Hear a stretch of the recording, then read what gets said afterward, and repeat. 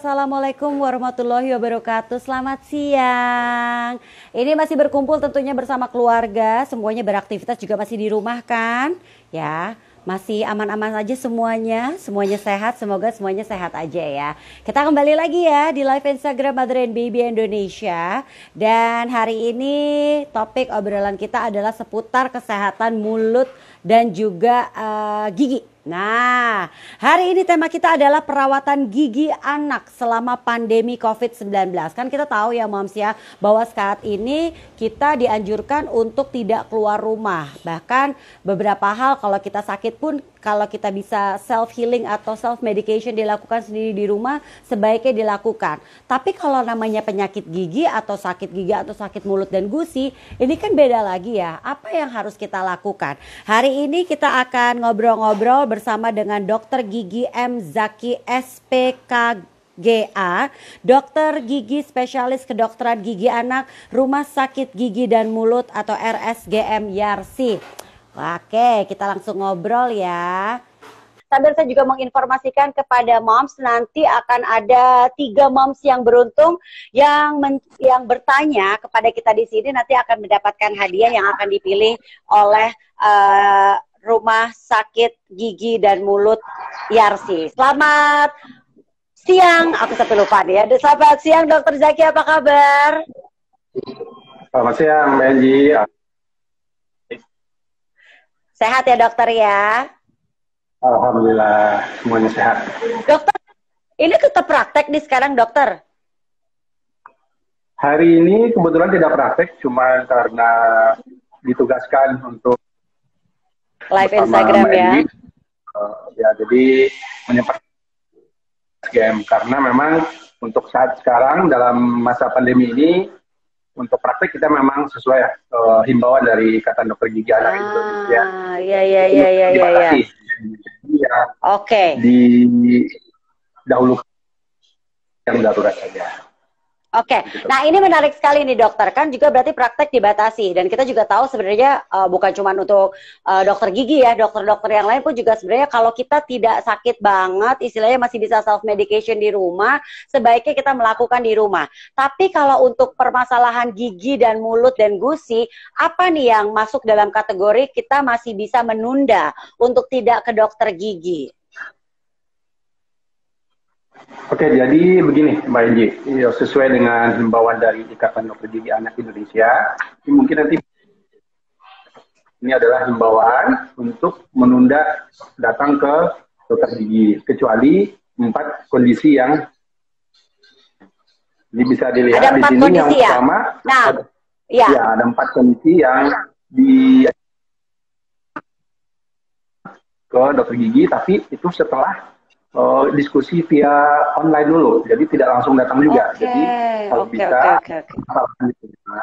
jadi nanti bisa hubungi rumah sakit atau dokter yang mami-mami di rumah biasanya kunjungi atau langganannya siapa. Nanti boleh berkonsultasi dulu via online apakah oleh Bu Hati di rumah, apakah ini pengobatan mandiri di rumah atau kondisi tersebut memang harus kami bantu di rumah sakit. Oke, nah apa tuh dokter 4 kondisinya dok? 4 kondisi yang pertama, 4 kondisinya adalah yang pertama itu adalah pendarahan yang tidak berhenti. Pendarahan, jadi ada pendarahan pada rongga mulutnya, jatuh, kebentur bibirnya, misalkan ada yang robek, sudah sudah coba dihentikan darahnya, dipakai kasa atau kapas dicoba ditutup, masih ada pendarahan yang tidak berhenti, itu bisa kita bawa ke ya itu tadi setelah adanya konsultasi terlebih dahulu. Yang pertama pendarahan yang tidak berhenti. Yang kedua adalah kecelakaan dalam artian karena dalam kondisi lockdown pasti pada ngumpul di rumah semuanya. Sekolah ini jadi sekolah pindah ke rumah, orang tua di rumah, anak-anak juga di rumah, yang pasti itu rumah menjadi tempat bermain. Jadi yang tadinya mungkin waktu bermain cuma dalam sehari ini menjadi 24 jam. Yang namanya anak kecil pasti ada sedikit atau kadang-kadang permainan yang membuat mereka mengalami risiko jatuh atau kecelakaan. Kalau pada anak-anak ya, ini banyak terjadi ya dokter ya.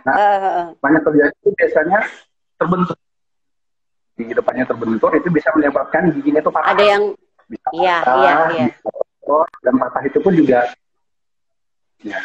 Jadi kalau misalkan patahnya itu sampai, kita menyebutnya sampai mengenai pelupa giginya, itu nanti giginya patah, mahkotanya hampir hilang semua, kemudian terlihat salah giginya terlihat, terus semacam kalau dilihat oleh awam terlihat ada daging keluar dari giginya itu. Ya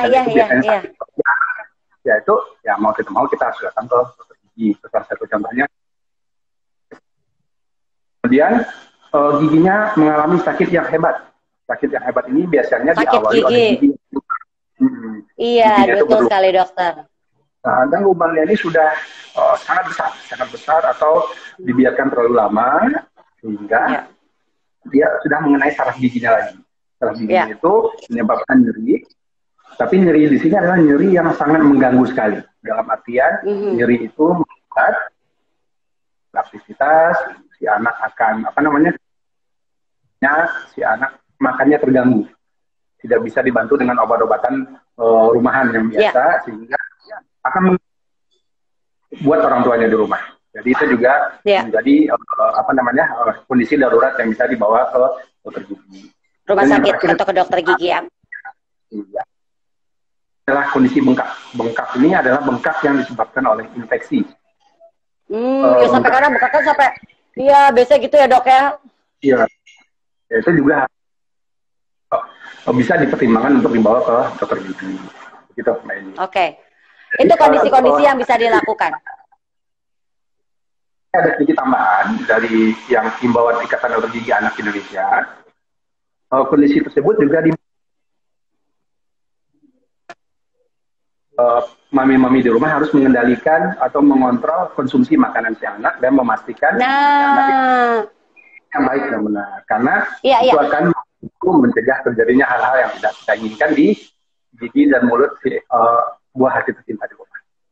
Betul. Berarti kita sebagai orang tua, moms di rumah harus mengingatkan juga dong. Kita untuk kembali mengingatkan bahwa mungkin mengurangi makanan-makanan asumsi yang manis-manis gitu kali ya dokter ya.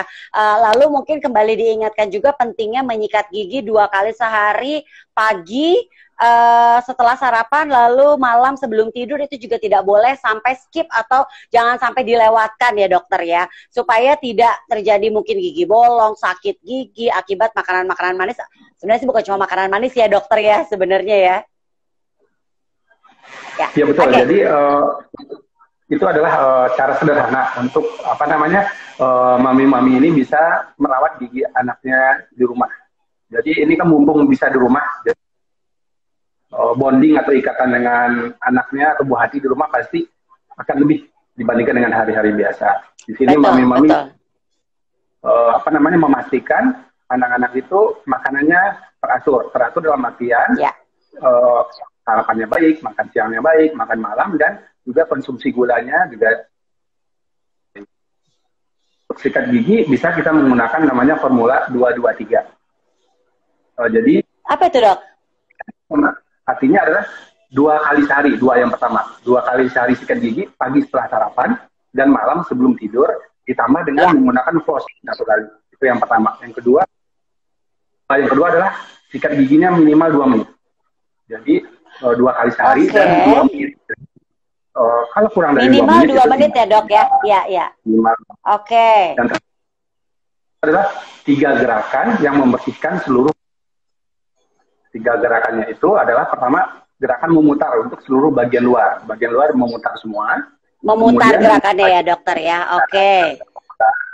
Untuk bagian mengunyah gigi, yang bagian mengunyah geraham itu gerakannya maju mundur. Maju mundur. Oke.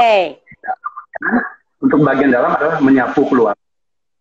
Jadi disikat keluar. Iya. Karena biasanya paling sering tuh anak-anak kalau sikat gigi gerakannya cuma 1, yang maju mundur aja dok, ya kan? Betul sekali.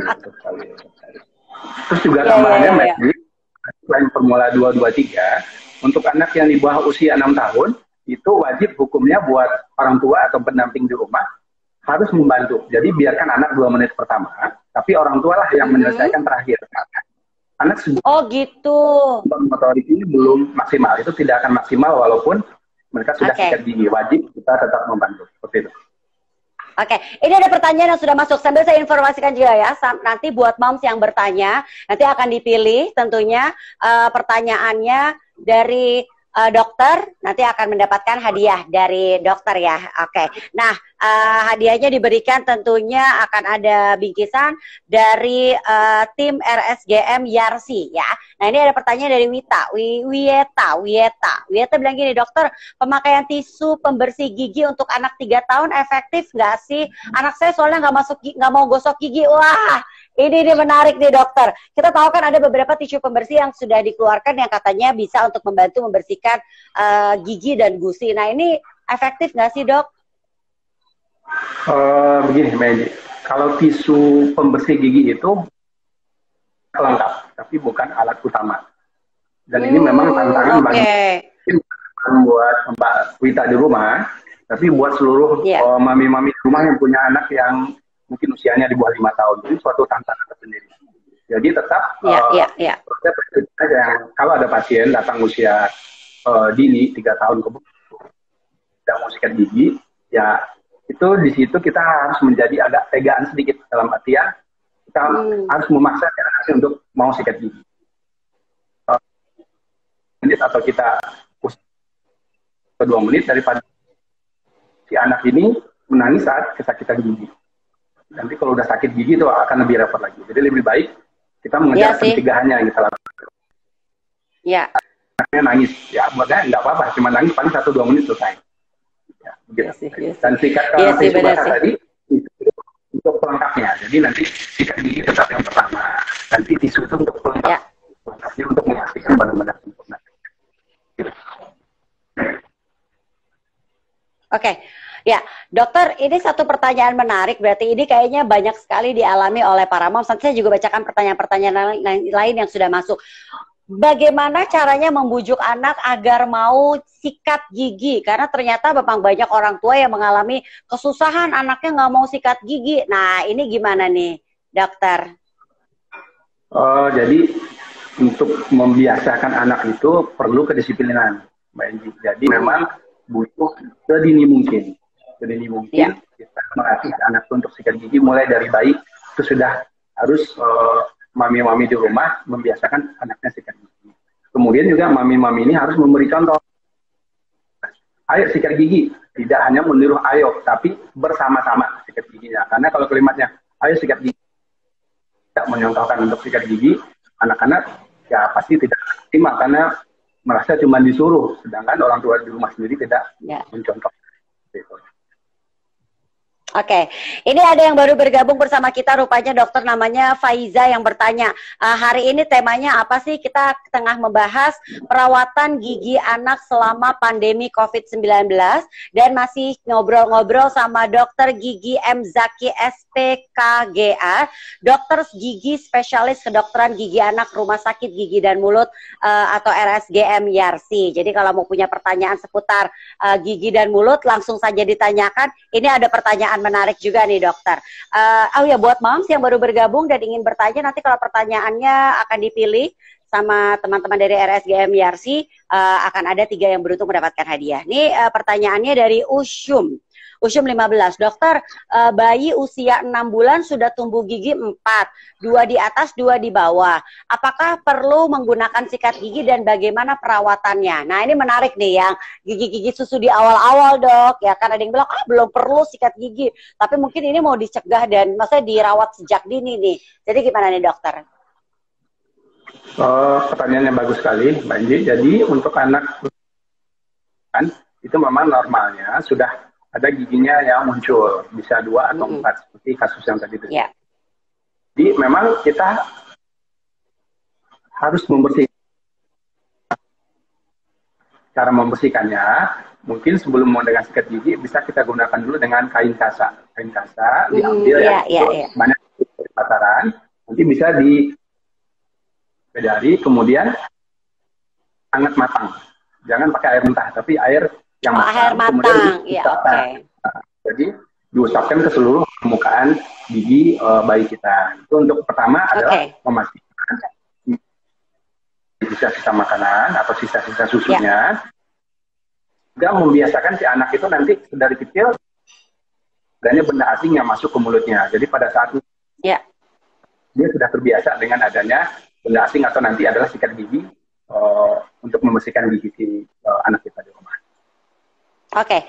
Pertanyaan selanjutnya dari Iren Sien, pasta gigi berfluoride aman nggak sih dok untuk anak usia 1,5 tahun? Nah mungkin bisa dijelaskan dulu mulai kapan kita memberikan pasta gigi pada anak. Karena kan tadi dokter bilang sebenarnya kalau masih yang tadi gigi cuma sedikit pakai kasa aja kan sebenarnya untuk membersihkan. Nah kapan kita mulai menggunakan sikat gigi untuk anak, lalu kapan mulai menggunakan pasta giginya untuk anak, dan apakah aman tadi pasta gigi fluoride untuk anak usia 1,5 tahun dok? Oke, pertanyaan yang bagus juga. Pasta gigi berfluoride. Jadi fluoride ini seperti dua mata sisi, satu sisi ya memperkuat gigi, tapi jika selalu berlebihan itu juga lagi macam masalah. Jadi, ya. Kita mulai menggunakan pasta gigi yang berfluoride pada saat si anak itu sudah bisa meludah. Kematian saat sikat gigi. Ini dia.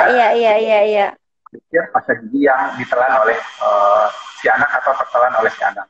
Dan juga mami-mami di rumah saat menyikat gigi anak, kalau memang mau memberikan pasta gigi tersebut, pasta giginya itu sebentar ini contoh pasta gigi cukup selapis tipis. Jangan kalau kita semakin banyak memastikan pertama pasta gigi itu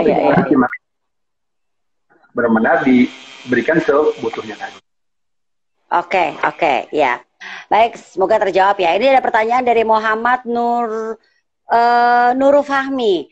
Katanya gini, dok, kalau anak saya di bawah 2 tahun, perawatannya gimana ya? Karena dia belum bisa meludah, sulit untuk gosok gigi, dokter. Untuk anak yang masih muda sekali, itu kita bisa menggunakan namanya teknik knee to knee. Jadi harus ada orang tuanya, kedua-duanya di rumah. Jadi nanti orang tua duduk lutut ketemu dengan lutut, jadi kepala si anak bisa satunya bisa ibu atau bapaknya. Kemudian nanti setelah itu diambil sikat gigi atau kasa untuk membersihkan giginya. Itu biasanya cara yang sederhana seperti itu. Jadi kepala anak itu di pangkuan salah satu antara orang tua atau ibunya.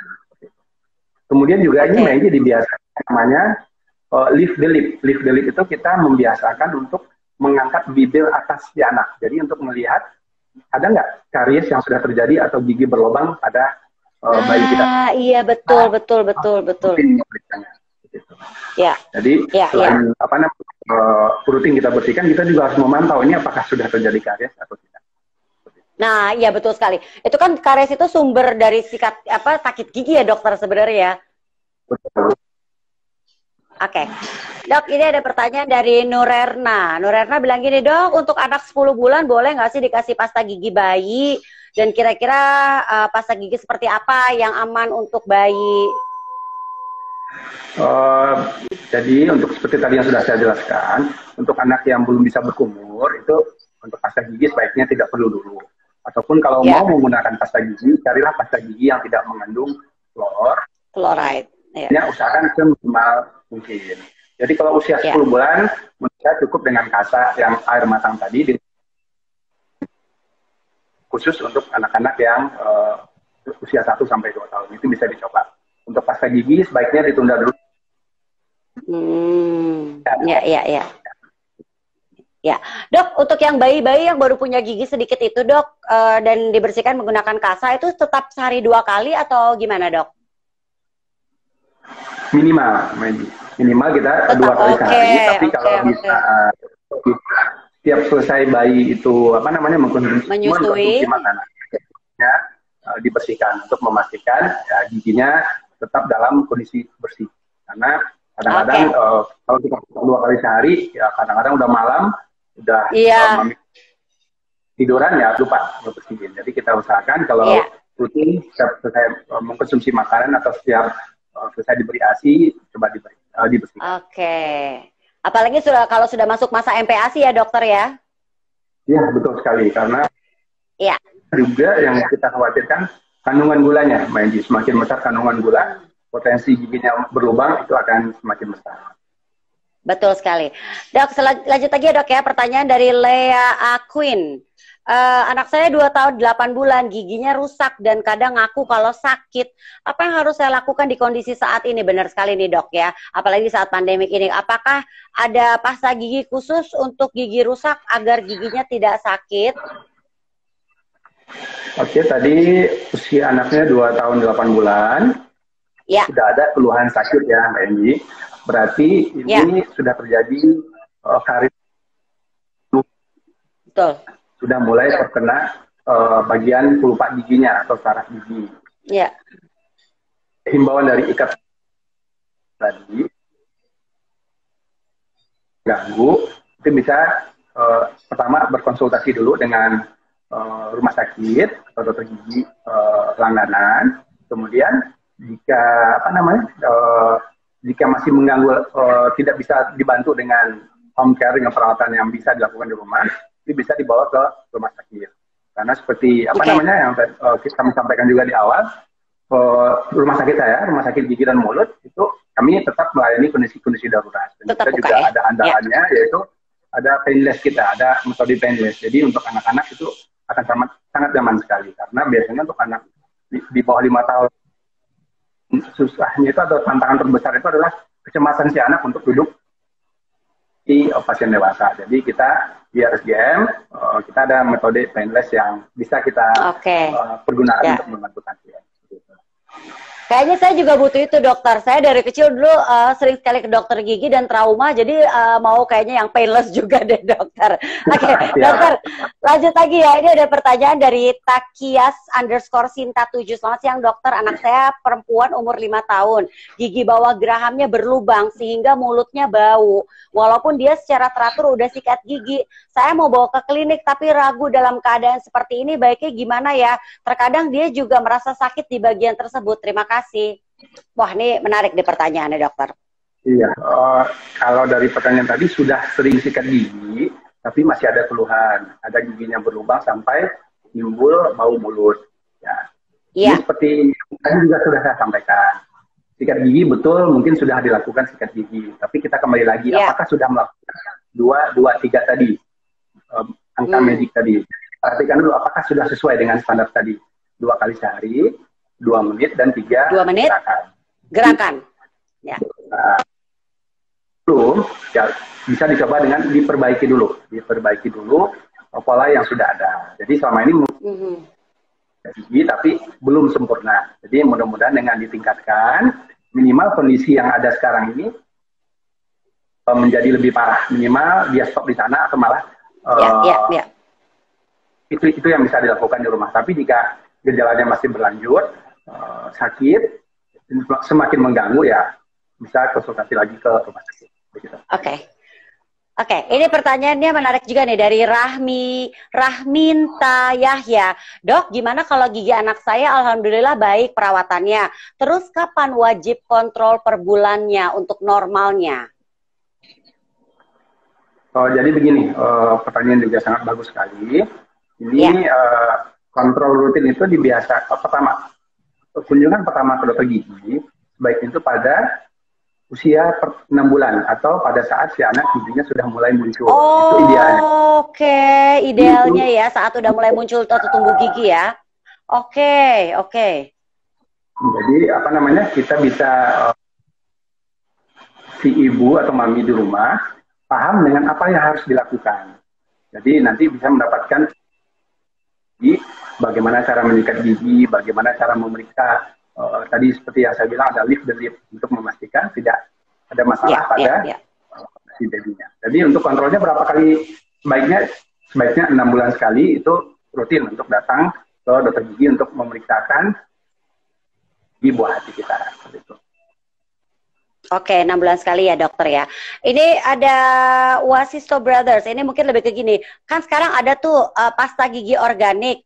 Ini baik nggak sih untuk anak-anak? Semua pasta gigi seperti tadi yang saya sampaikan, pasta gigi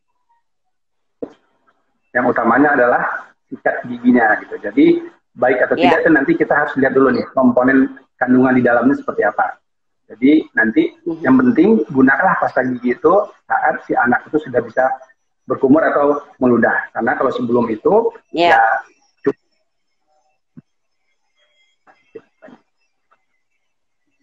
Ya, oke. Dok, ini pertanyaan dari Penguin Tengil, lucu sekali sama Instagram ya. Anak saya umur 2 tahun, maunya pakai pasta gigi ikutin ibunya. Saya khawatir dok, karena pasta giginya dimakan. Itu gimana nih dokter? Anaknya maunya pakai pasta gigi ibunya, sementara ibunya khawatir pasta giginya dimakan, dokter. Ya, jadi apa namanya? Ini tantangan juga, karena si anak pasti mencoba menduplikasi si ibunya. Ibunya menggunakan pasta gigi, dia juga mau mencoba. Itu nanti bisa diakali tadi dengan pertama menggunakan pasta gigi yang tidak mengandung fluor. Terpaksa menggunakan pasta gigi. Kemudian yang kedua, gigi itu seminimal mungkin. Kalau bisa selapis tipis atau cukup sebesar biji kacang hijau. Jadi cukup hanya sedikit sekali. Sedikit aja ya. Oke. Jadi jangan sama seperti odol yang digunakan oleh orang tua, itu juga pasti akan tidak baik, karena pasti akan dimakan oleh si anak, apalagi anaknya masih usia sangat muda. Oke, dokter, ini ada pertanyaan dari Reski Flora, dok. Amankah membawa anak ke dokter gigi saat masa pandemi sekarang ini, dok? Kalau pertanyaannya, kalau ada kondisi-kondisi yang memaksa tadi, itu ya yang harus dilakukan mami adalah memastikan rumah sakit atau kliniknya itu adalah klinik yang seperti prosedur dalam penanganan atau pencegahan COVID. Carilah klinik yang melakukan disinfeksi ruangannya dengan baik. Para tenaga medisnya juga menggunakan APD yang lengkap. Rumah sakit kami di RSGM Jasi itu kita memang protapnya sangat ketat sekali. Kita untuk tenaga medisnya menggunakan APD level 3. Jadi memang insya Allah untuk dari COVID tersebut. Dan juga sebelumnya Mbak Enji, kita ada pelayanan via online dulu jika mau berkonsultasi untuk memastikan ini bisa atau tidak untuk dilakukan perawatan. Jadi kalau coba dikontak di 0811 164 itu adalah untuk konsultasi terlebih dahulu. Atau nanti bisa ngintip Instagramnya juga ya dokter ya. Oke, dokter, ini ada pertanyaan nih dari Iqbal Mahmud. Anak saya, untuk anak berkebutuhan khusus, mohon maaf sekali lagi saya baca dari Iqbal Mahmud, untuk anak berkebutuhan khusus, apalagi yang masih kecil, sudah dicoba ke dokter gigi tapi anaknya tidak bisa ditangani, padahal giginya bolong. Bagaimana ya dokter? Oke, ini memang juga suatu tantangan dokter gigi anak-anak spesial. Ini mengalami keluhan sakit gigi. Kalau dibiarkan pasti keluhannya akan berlanjut. Sedangkan untuk anak-anak spesial ini mungkin kemampuan komunikasinya tidak sebaik anak-anak lainnya. Jadi seperti yang tadi di awal kami sampaikan juga, kami punya yang namanya painless, perawatan painless dentistry. Jadi memang nanti itu tim Mbak Enji, jadi ada dokter gigi anak, ada dokter anestesinya juga. Jadi nanti kalau kondisinya memang darurat seperti 4 kondisi lagi, silakan datang. Nanti akan kami kerjakan dengan tim painless dentistry kami. Jadi nanti bisa salah satu contohnya itu dengan tapi kita buat tidur dulu sebelum perawatan. Jadi itu akan sangat membantu sekali karena anaknya dalam kondisi tidur. Jadi itu akan Ya, oke. Sebelum kita tutup, kita akan ingatkan lagi 4 kondisi apa aja tadi dok yang membuat kita sebagai orang tua harus membawa anak ke dokter gigi. Tadi diingatkan lagi dok, sekaligus juga mengingatkan 2, 2, 3 dalam hal menggosok gigi. Ini menarik sekali nih, 2, 2, 3 nih ya. Oke, yang pertama kondisi yang memungkinkan untuk membawa anak kita ke pandemi sekarang itu adalah pendarahan. Itu yang pertama. Yang pendarahan kedua, yang tidak berhenti ya. Oke, lalu dok? Yang kedua, anak mengalami giginya ada yang lepas, ada yang itu perlu dilakukan tindakan pertolongan. Kemudian Oke, jadi giginya patah atau lepas tadi yang kedua. Lalu yang ketiga, Dok? ya, yang ketiga itu adalah gigi si anak dan ada keluhan sakit yang sangat hebat, sakit yang sangat mengganggu. Jadi itu kita harus membawa si anak. Si anak mengalami bengkak yang sangat hebat tidak ya, Mbak Egi? Bukan bengkak yang kecil. Bengkak yang sangat hebat ya. Atau pengobatan di rumah juga harus kita lakukan di pertolongan. Oke, berarti 4 kondisi. Yang pertama tadi pendarahan di area mulut yang tidak berhenti, lalu gigi patah atau gigi tanggal atau copot, lalu yang berikutnya adalah sakit yang hebat, lalu yang terakhir adalah mengalami kondisi bengkak. Dan kita ingatkan juga ada satu informasi yang menarik banget, kalau kita sikat gigi tuh konsepnya tuh 2-2-3 nih moms ya. 2 menit, yang pertama adalah sehari 2 kali setelah sarapan dan sebelum tidur, lalu 2 menit lamanya, betul ya dokter ya, dan 3 gerakan. Gerakannya adalah memutar untuk bagian depan, lalu untuk geraham atau tempat kita mengunyah depan belakang, lalu untuk bagian dalam adalah apa dok? Namanya dok? Mencongkel. Disapu keluar. Disapu keluar, bukan mencongkel ya. Baik, dokter Zaki, terima kasih banyak. Yes dok? Yang pertama tadi untuk 2 pertama ditambah dengan menggunakan benang gigi. Oh iya, dengan dental, iya, dengan benang gigi itu juga atau dental floss ya. Betul sekali. Nanti untuk pertanyaan terbaik akan langsung dikontak oleh teman-teman dari RSGM YRC. Terima kasih banyak Dokter Zaki atas obrolannya. Ini bermanfaat sekali untuk kita. Karena kan penyakit itu diantaranya adalah sakit gigi itu juga tetap terjadi loh. Ya kan di era pandemi ini. Apalagi untuk anak-anak yang suka makan manis ya kan. Lalu sikat giginya masih susah ya kan. Itu yang kita sebagai orang tua harus lakukan untuk menjaga mereka ya. Jangan sampai mereka jadinya sakit gigi ya kan. Tapi kalau tadi 4 kondisi tadi sudah kita ketahui, apa yang membuat kita untuk membawa anak ke dokter gigi. Terima kasih banyak Dokter Zaki. Selamat bertugas, jaga kesehatan ya dokter. Sampai jumpa dokter. Sampai jumpa. Assalamualaikum. Selamat siang. Waalaikumsalam. Dan tentunya terima kasih juga untuk moms dan dads yang juga sudah menyaksikan live Instagram Mother and Baby Indonesia kali ini Jumat. Kita balik lagi di live Instagram yang berikutnya. Bye.